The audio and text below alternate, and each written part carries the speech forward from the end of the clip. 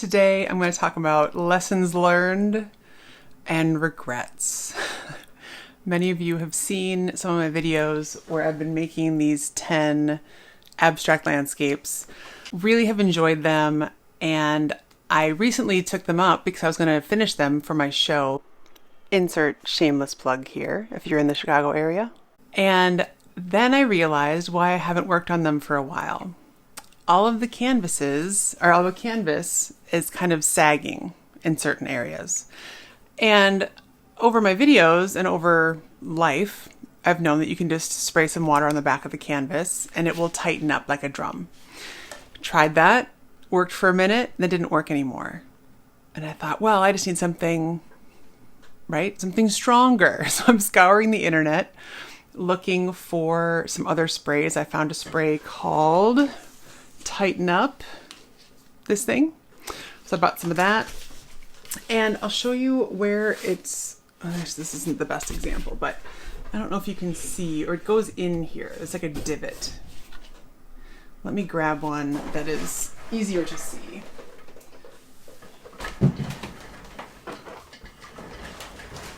Okay, can you see this pink better? Yeah, you can see that. So see where this is pulled in and it's pulled in here? Not good, right? And I thought, well, I could just fix that. And I thought I could use some of those keys, like the canvas, little wood shims to put underneath here.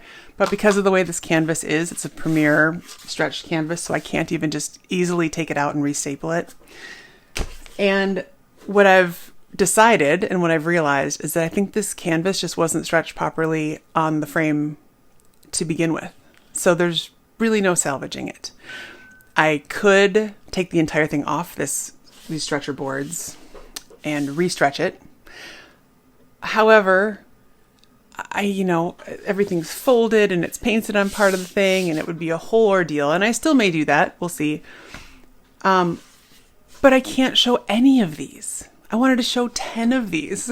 So I have regrets. I have regrets that I didn't immediately try to straighten out the canvas before I painted at all on them. So I will do that differently next time. I will also just pay more attention when I buy canvases. I used to be super picky before I bought canvases, and then I was like, oh, well, everything can be fixed afterwards anyway, no big deal. Well, it is a big deal. It's a big deal because I had 10 paintings that weren't quite done, but they were close. And I had already pictured how I was going to lay them out in the gallery, where they were going to go, the whole deal. And I am left with paintings like this that I would never consider selling because, it would just show so poorly. And it would be so embarrassing for someone to have this as an example of my work and just have it be so poorly executed from a functional standpoint. So alas, these will be going away in one way or another. Maybe I'll take them all off the boards and see what I end up with and go from there as an experiment. But the thought of putting more time and effort into these when they are structurally not okay is very discouraging. I'm not going to lie. But I'll tell you, this is a very big learning experience, and it will be a lesson that I will not forget. So please learn from me. Don't do this for yourself too. Learn from me. Check your canvases before you buy them if you buy them pre-stretched. Make sure everything is taut. If it is not, spray water on the back. Make sure you can get it taut before you even start. If you cannot get it taut, go buy different canvases. Stretch it yourself. I'm considering going back to all the student canvases that are not finished so nicely on the back, because then I could unstaple it, pull it, and staple it back on again much easier than this.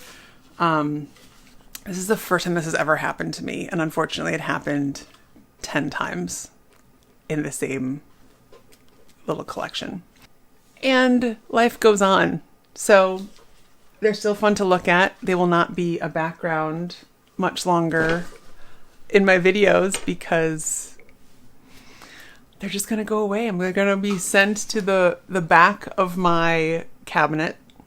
I've thought about gluing them, cutting off the canvas, gluing them to a wood panel, even stapling them around a wood panel, which I think I may try that next. But I don't know. I guess I'll probably try that because I have nothing to lose at this point. And I feel like that's one of my strongest places. When I have nothing to lose, when I already don't like the thing that's happened, it's so much better than a blank canvas, because a blank canvas, there's only potential there, and I just spent money on it probably. So then I feel like, well, I need to, if it doesn't turn out well, I'm trying to slowly take those thoughts out of my head systematically, and it works to a large extent. However, when I have something that is messed up, I don't like, I have more things actually that are messed up near me. I also have this giant canvas that has been in progress for, a couple of years. I keep messing around with it. But as you'll see here, right here, there's a hole. Here, I'll put my finger through the back. Dun, dun, dun. So my children destroyed it in 2 places. And it's really, I shouldn't have had my giant canvas in the front hall for an extended period of time leaning up against a wall. So that is my bad.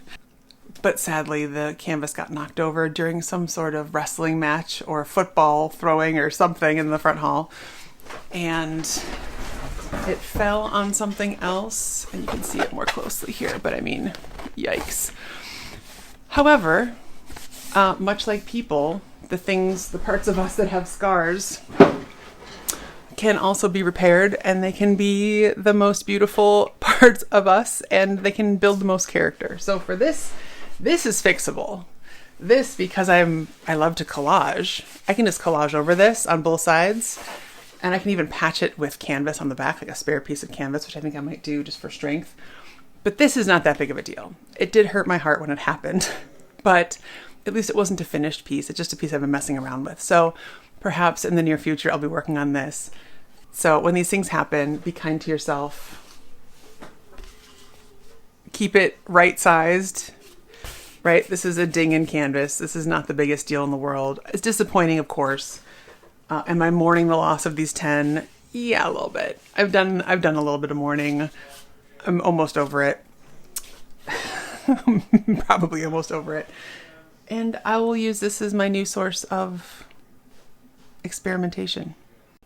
Okay, so losing the ability to show these 10 paintings hurt. It's not the best part of the last 2 weeks. However, yesterday I did have a chance to meet with Jackie Bernardi, fellow YouTube artist and all-around super fun person. Obviously, she's got a great name. We know this. So she and I had never talked before. We sat down over Zoom and had an absolute blast. She and I are working on something together that we cannot disclose just yet. We're going to get things settled. I promise we'll let you know as soon as we have things figured out.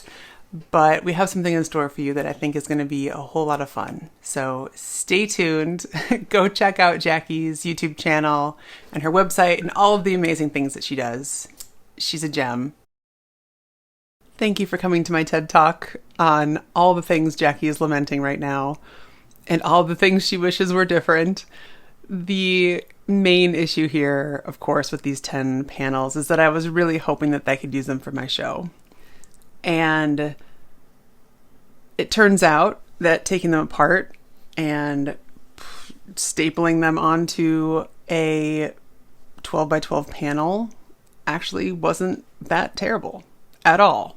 So kudos to me for just doing it and ripping the Band-Aid off and ripping the canvas off and trying to do it.